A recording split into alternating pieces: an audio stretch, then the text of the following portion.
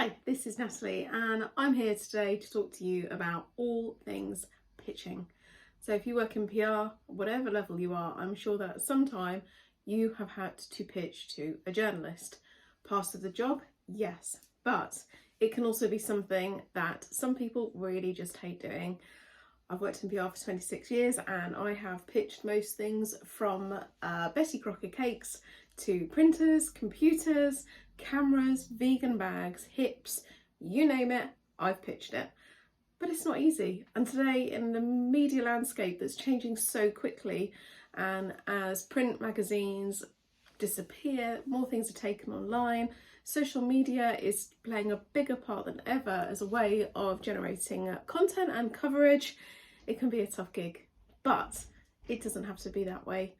Last week I did a 1-hour presentation, which wasn't so much about how to pitch, but it was actually around how to feel confident when you're pitching, how to be prepared, but also how to look after your own mental health. So there's one thing being rejected once, but when you are potentially rejected over and over and over again, it can feel really hard. And that is the reality of pitching sometimes. You think you've got a really great story, your client is excited, you've got 101 KPIs to hit, and nothing. You send out your email, you do your follow-up calls, and people just aren't interested. What I want you to remember is this is not about you. This isn't a journalist saying, hey Katie, I don't like your story, I'm not going to cover it.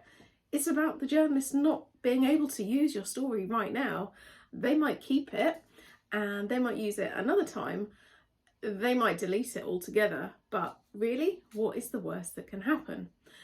My top tip for you today when it comes to pitching is just to make sure that you are 100% certain that what you're sending out is relevant to those contacts. As I said in the post today, if you make dog food, don't send it to Cat World. If you're a coach for women, maybe don't pitch GQ.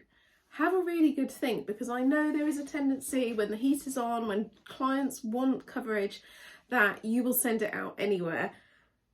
One, it's going to be a waste of your time and effort to send all of those emails. And two, if it's not right, they're not going to use it. Go back to the drawing board. If it's really not hitting, if it's a story that you think is really, really good, but it's just not working, have a think. How can you do it differently? What's a different angle? Maybe there's a different journalist who might be interested in that story, and just think about what you can do to change what's going on. Think about the fact that it's not you. Do not take it personally. And also really get clear, who is this intended for? Who is your editor reaching? Because that is what you need to think about. You need to go into the mind of the journalist. Is this going to connect with their audience? If it's not, they're not going to use it, however much you like you and whether or not the journalist is your friend. So remember, when it comes to pitching, be prepared and remember not to take it personally. It's not about you, it's about the story. Thank you.